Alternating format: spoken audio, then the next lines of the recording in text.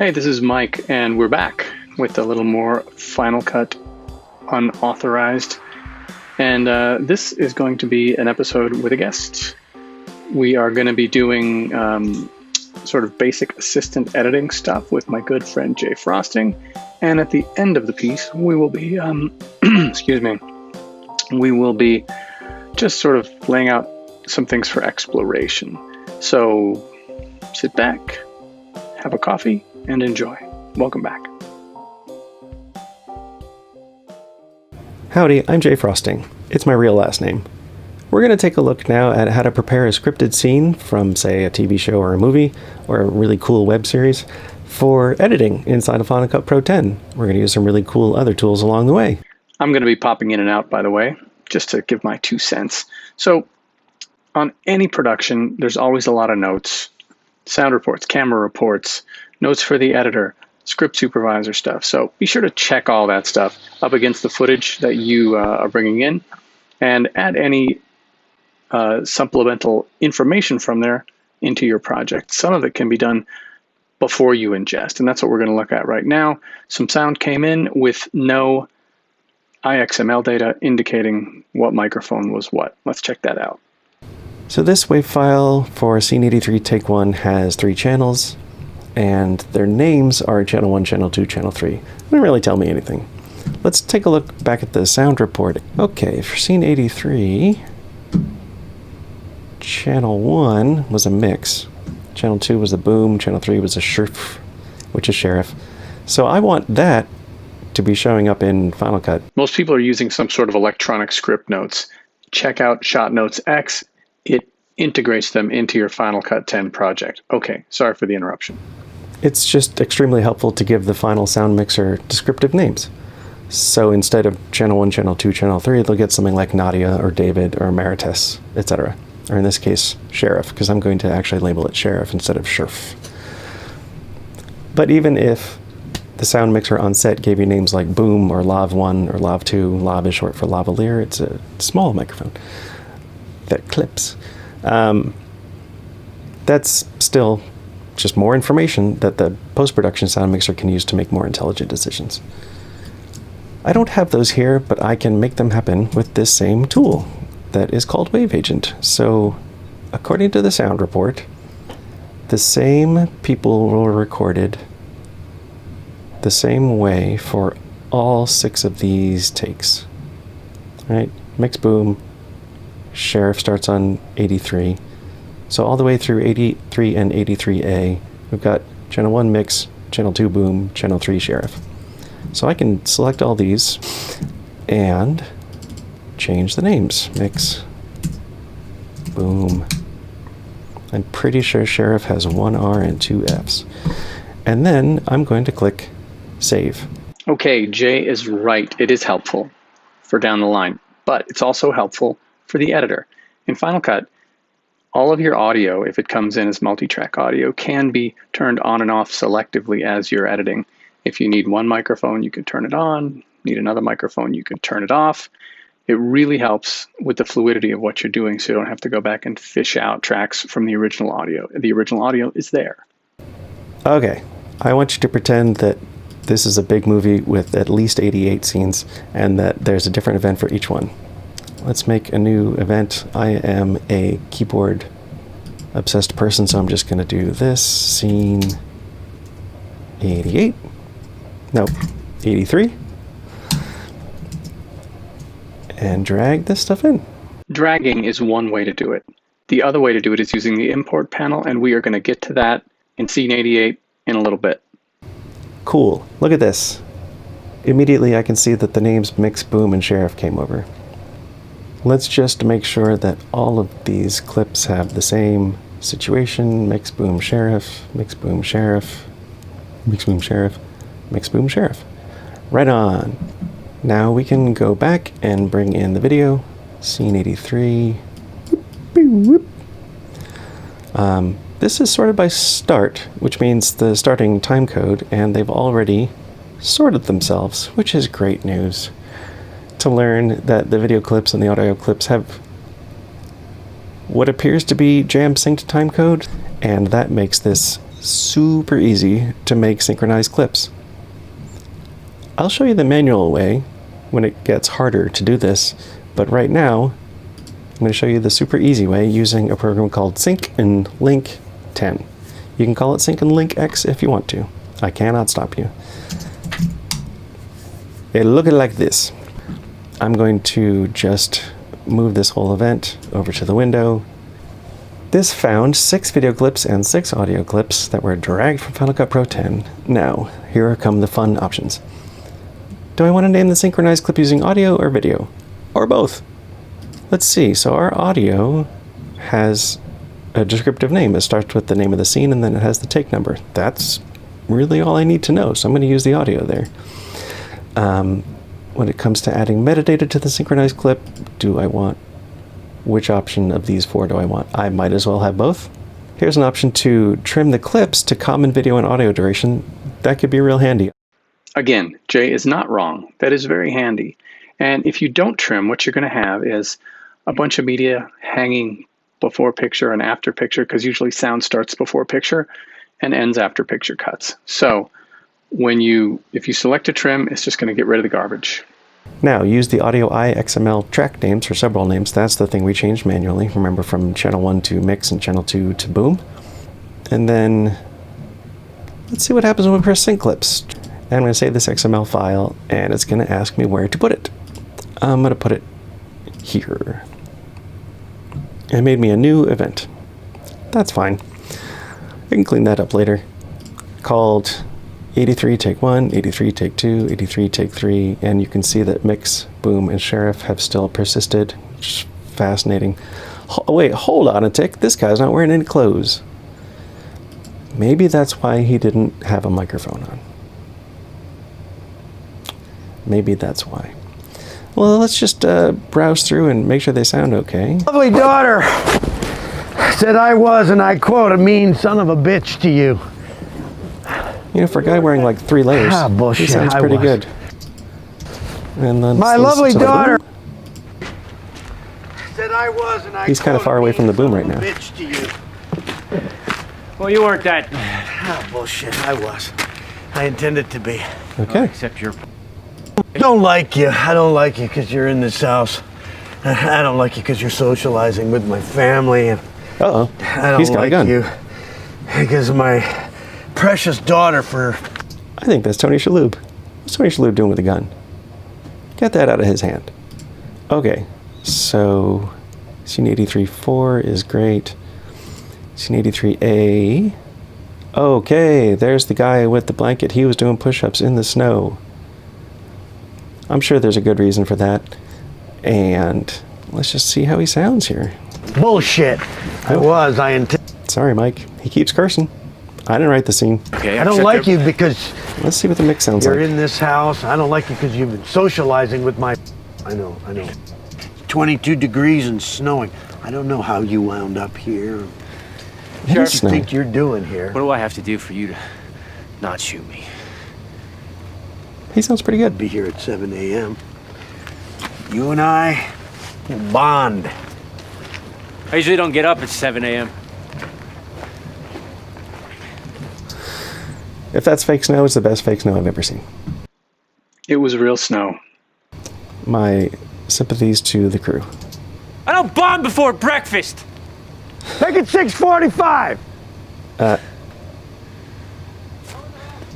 Cute.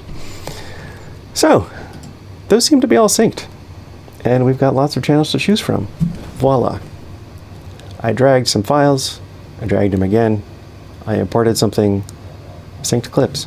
Okay, just to be clear, Jay made Multicam Clips because Sync and Link X was set to make Multicam Clips. And some people like to do that. They prefer to make a Multicam clip even if it is single camera and audio. There's reasons for it. I prefer to work just with sync clips, and then if there are multiple cameras, sync the clips, check the sync, and then make a multicam out of those. Both valid ways to work. Just a heads up on that. All right, so I'm back here looking at the editor's log, and remember we had this circle take. So this says best take. One thing you might do to help out your editor in the future is to take 83 take 3 and just mark the whole thing favorite so that they know. Okay, favorites. A favorite is a way to mark a circle take, a select, whatever you want to call it in your world. You can mark an entire clip. You can mark a section of a clip. You can mark a single frame. You can also do something similar with keywords, but there are certain filtering capabilities to favorites that are very cool. And once you get a little more into Final Cut with favoriting, rejecting, you'll understand this a little more deeply. Just keep that stuff in your head for right now and explore favorites, rejects, and keywords. When browsing around, that this was the take that the director liked. You'll come up with your own thesaurus and language to work with your editor. That's just the first idea that popped into the top of my head. Another thing that I like to do once I've made the multicam clips is to get rid of the stuff that you know they're not going to use. So here is the slate. Mark. And I'm going to listen for the word action. Honey. Sorry, sorry. And go, Ross. And action. He said action. I'm going to press O. I'm going to press delete. Jay, what did you just do? Did you get rid of a video clip? No, I didn't. I used a built-in function in Final Cut 2. It's not Final Cut 2.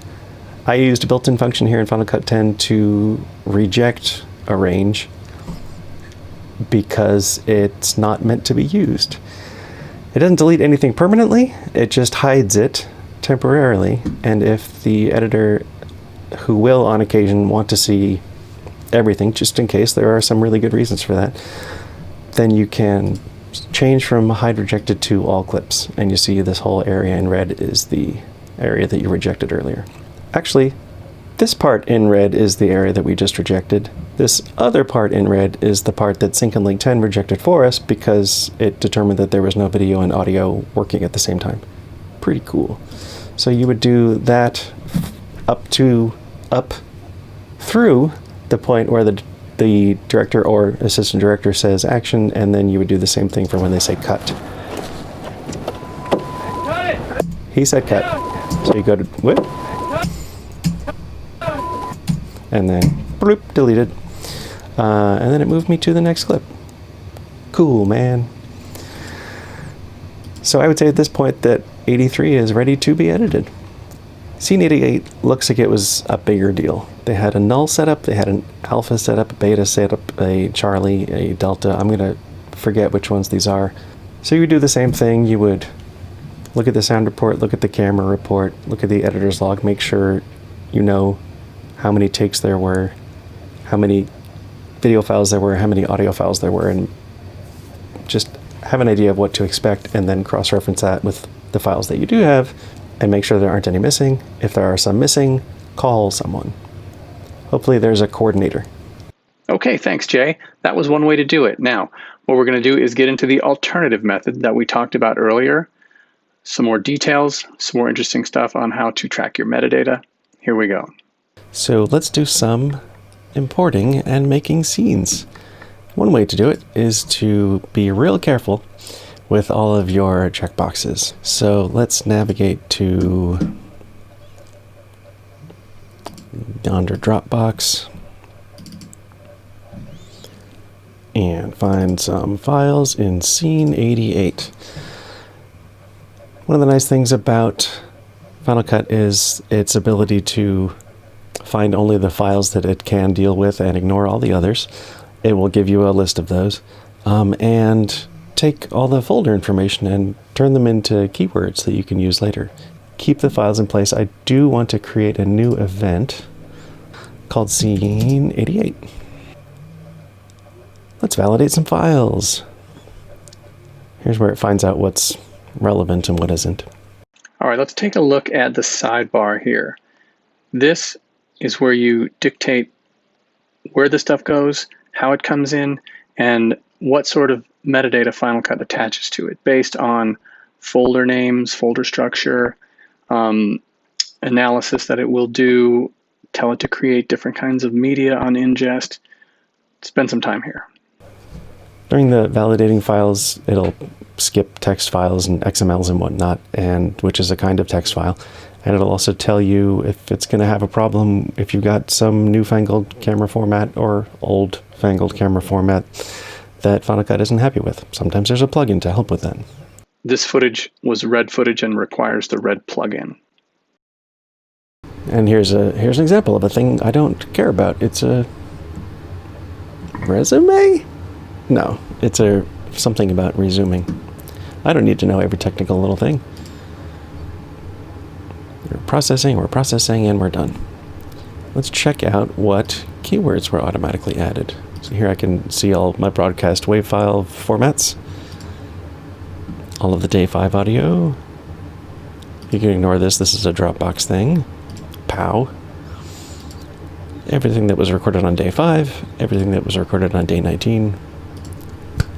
Now we've got these wonderful WAV files and camera files, and we're going to make some synchronized clips with them using Sync and Link 10.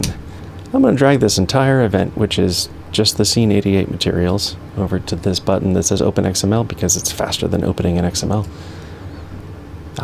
It has found a bunch of stuff. So the way this works is it analyzes the jam-synced timecode in both the WAV files and the video files and just makes some sync clips with interesting and relevant, useful metadata. I'm going to name them using the audio because that is going to tell me the scene name and the take number. I'm going to add both the audio and the video metadata. Why not? We always want to use this IXML stuff. If it's there, it's useful. If it's not, you didn't hurt anything. And sync clips. We're going to save that file. We're going to make a new event in the prep demo. And now here's Scene 88 all synced. Why do I have some leftover video files? I wonder if that's... Well, some of these I know for a fact are useless. Not useless, Jay. Not useless. Those clips were MOS. So when they were run through Sync and Link, which is looking for sound, and uses the sound to name the file, there was no sound because they were shot off speed, slow-mo. And if you have clips that are shot off speed, you will need to name them manually. And there's a few different ways to do that. So here's the Scene 88 synced event. Our audio rolls are still very useful. That's wonderful. Let's see this one. Already had mine. This looks better. Beep-whoop. All right, I've gone through and adjusted the sync where necessary. I've got all my 88s. Take 1, camera A, camera B, take 2, camera A, camera B, take 3, camera A. Okay, should you want to adjust the sync on a clip, what you need to do is click on a clip, say Open Clip. Now here is the sync clip. What you can do now is manipulate this like any other sync piece of material. So you could take this and drag it or move it or do whatever you want to do with it, and then your clip will be adjusted in Find Sync. You can zoom in and zoom in and zoom in and see that's where it closes. Take this, hold down Option, and use the right arrow where the period is, and you can scooch it in subframes. There you go. And so on and so forth. Let's take this whole thing and use Sync and Link to make multicams all at once. Beep. Okay. We want to make multicams instead of synchronized clips, so go ahead and click that. Still want to use the audio information, that's super good. And ciao.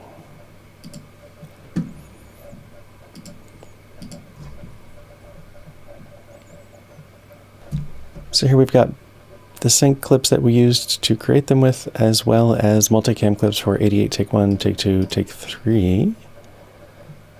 We're going to give the editor a little bit of a head start by rejecting the parts that, having worked with him before, we know he doesn't want. A and B common slate, Scene 88, take 1. We want to set an out point right here. just before they say Mark. action. And action. Boom. Director said action, we'll put a little marker there. You could even go so far as to name it action. Huzzah. And then let's go find the end of the scene.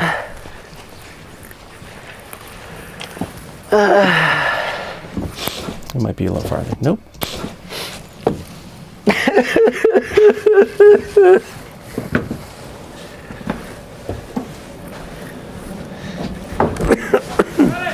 That's a cut. In point fills in the out point for you. Press the delete key, and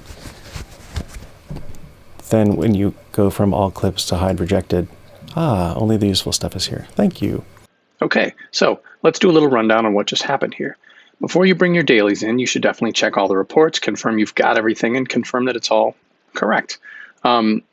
You can either drag to import, or you can use the media import dialog. You can sync manually using Final Cut's syncing features, or you can use Sync and Link 10 if you have sound with Jam Sync timecode to camera. Also can make multicams there if you want to, but it's best to double check sync, then make your multicam clips. Let's see. Oh yeah, you can reject useless bits that you don't want before picture and sound are running together. If there's a bunch of garbage at the beginning or the end, whatever, you can drop a marker at action. You can drop a marker at a reset. You can label that information for searchability. And now let's have a look at what an event looks like all set up, either in a list form or a extended thumbnail. So this is what you would pass off to an editor, in this case me, because in the next episode, I'm going to be cutting this scene, just slogging through it at a snail's pace and talking the entire time. Hopefully someone will get something from that. If not, I'll be entertained. Okay, there's a few things I want to breeze over real quick. You can explore these in depth later. Final Cut's big on metadata, we all know that. If you want to look at different types of metadata and see what kinds of metadata there are, open your inspector, which is over here. It's already open. In the inspector, down here, you have a bunch of different metadata views. You can just sort of breeze through those and see what's there. However, you can also edit them. And if you say edit them, then you get a whole bunch of things which you can include or exclude from any particular metadata view or a metadata view that you build yourself. There's a pile of information in here. Check it out. Let's say you want to rename a bunch of clips. You can do so down here. Let's make a new custom naming template. I'm going to keep the current name, but I'm going to put the current year in front of it. And I'm going to put a dash and an X and a dash just because I want to see what it's going to look like. It shows you right here. And after that, let's put a counter. Okay. This happens to be untitled, and I'm just going to apply that, and there you go. Another thing, we talked earlier about favorites, keywords, markers on a clip. I've taken the time to put some random markers and stuff down on here. So the blue areas are keywords, the green areas are favorites, and then there's a couple different kinds of markers in there. Now the good thing about this is if you arrow down that clip, it's going to show you all these things, and you can arrow through them. You can also search them. You'll also notice that the keywords are under here in this area under the event name. If you want to tidy that up a little bit, you can make a folder inside there, and we'll call that an AE folder. Now we're just going to hide all these keywords that don't say good inside there. The last thing you should look into is smart collections. You can have smart collections inside an event by clicking on the event and saying new smart collection. You can also do them at the library level. Double click. Now you can define a bunch of parameters for this. Text that happens, types of media, all sorts of stuff. Check it out, see what you come up with. And that's it for today. Thanks everybody for tuning in. Thanks to Jay Frosting. We'll see you soon.